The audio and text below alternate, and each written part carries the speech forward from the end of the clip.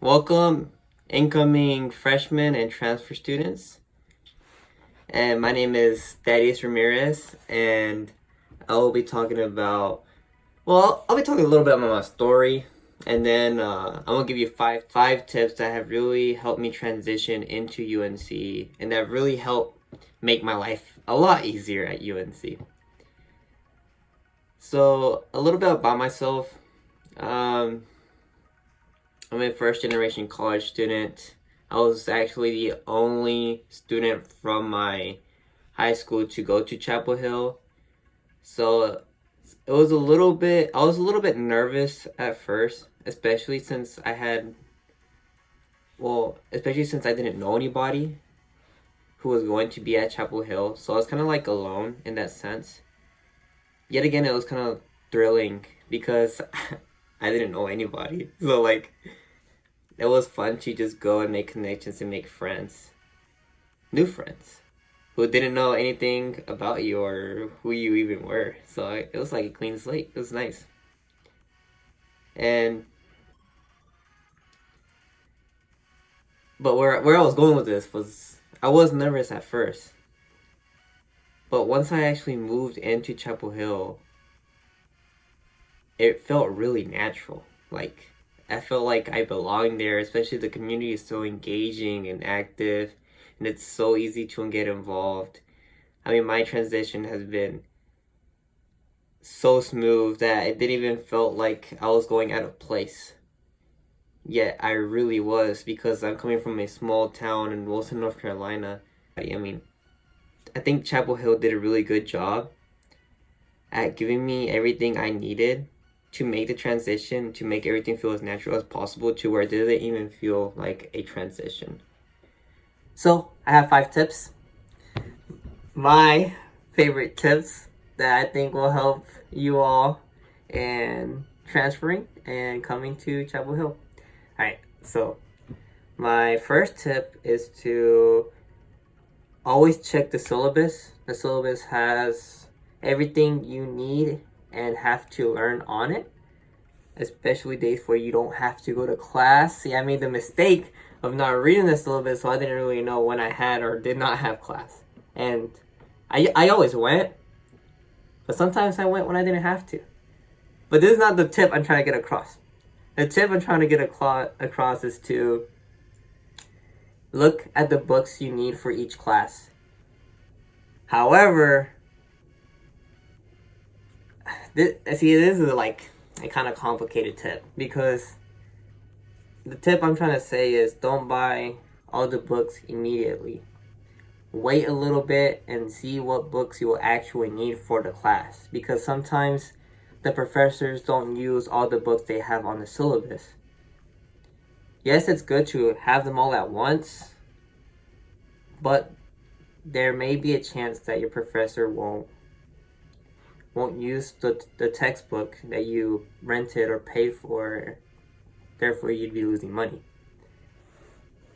It's a complicated tip because it's good, yes, to have all of it, but at the same time, be aware that maybe some of these textbooks you won't be using. You might want to hold on, read the class, and see if you actually need some of these textbooks, and then buy it. Don't go on a shopping spree and buy everything because you may not use it all. So my second tip, I love this tip. This tip has revolutionized my college experience because I am always late to everything. So this tip is to either invest in a bike or learn how to use the bus. I don't know how to use the bus, so I ride a bike. I mean, I ride my bike everywhere. I'm telling you, I can get from Craig, which is like right here, all the way to Phillips, the math department hall, in 6 minutes. That's like a 22-minute walk. 6 minutes. I mean, of course, I go really fast. I mean, I've probably ran some people over. I've been ran over, by the way. Might want to watch out for those. They're always the people who run people over are always the one with helmets and gear on. Why do you think they have it on? No, but I mean, I've never ran someone over, but I have been ran over. I mean, We were both on our bikes, and yeah. But it's fun. It's a thrill, almost hitting people, dodging people, getting to your class. Of course, I'm not, I'm not saying get a bike to scare people, but get a bike because it's actually really convenient to have. I mean, it's like I said, I can get from Craig to the Phillips Math Department in 6 minutes. That's like the very bottom to the very top in 6 minutes. I mean, I was really going pretty fast. And I did that not only once.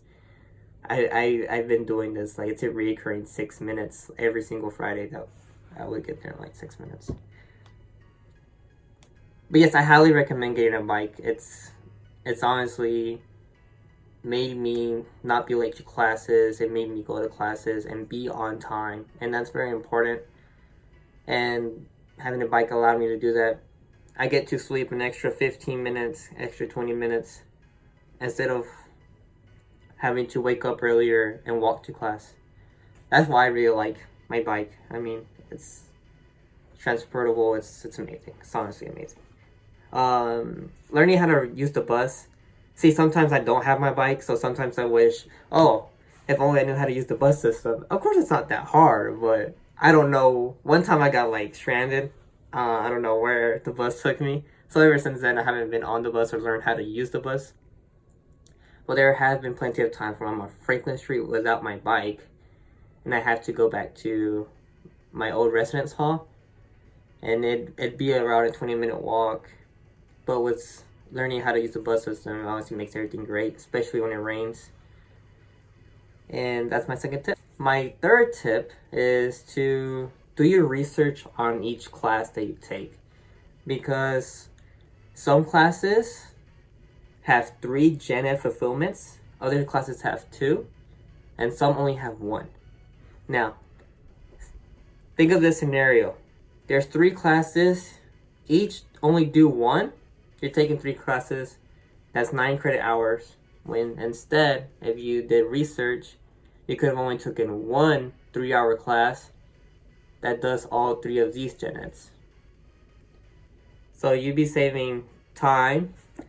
Unless, however, you want to take those 3 separate classes, that's totally up to you. Or if you don't have any Gen Eds and just doing it for the thrill of it. You can find all this information on the UNC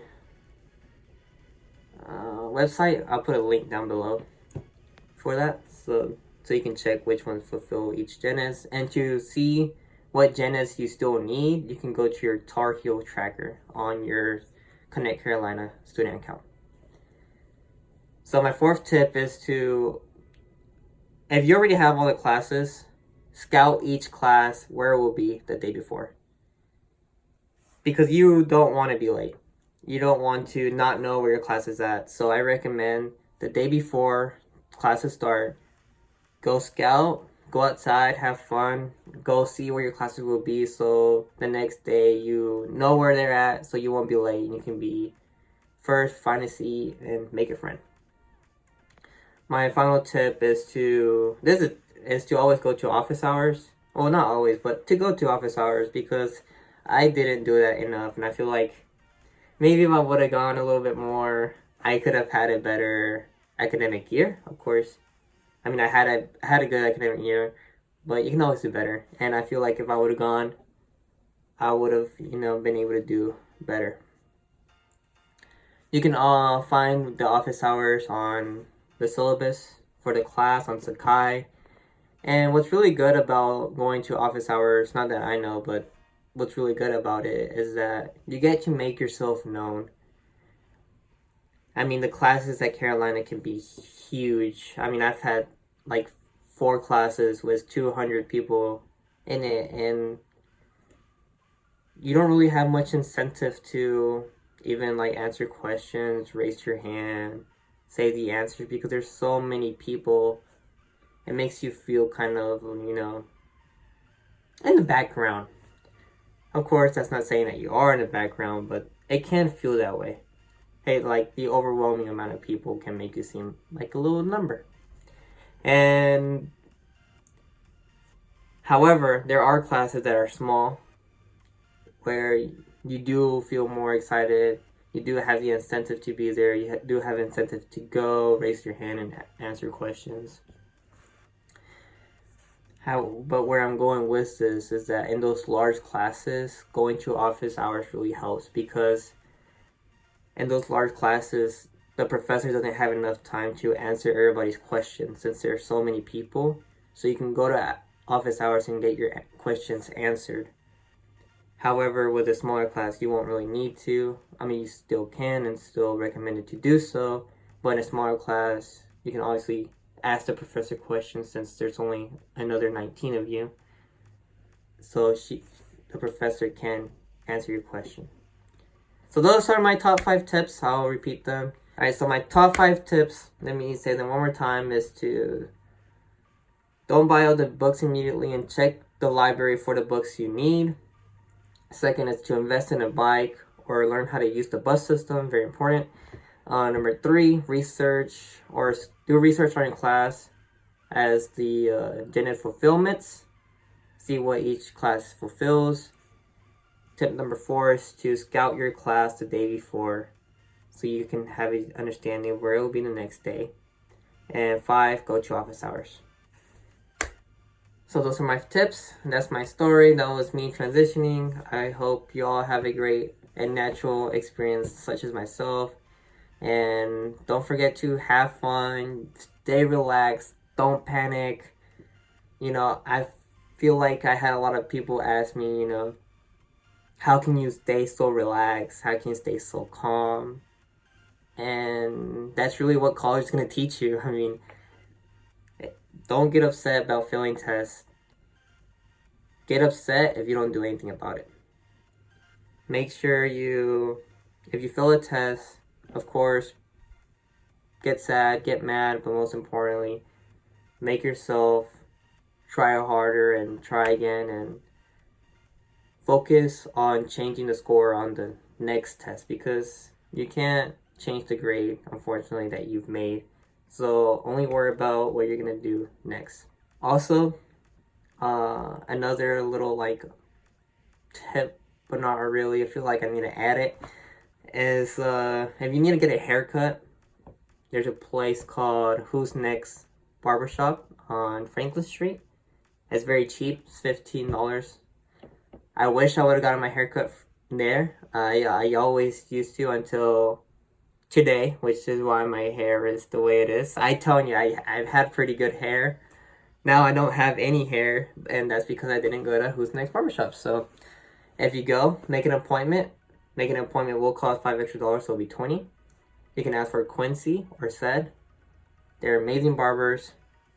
They can do really nice fades, so I recommend you go there. If you don't know anywhere else to go to cut your hair, that's one suggestion. And that's it. I hope y'all have a great transition, and I'll see you all there.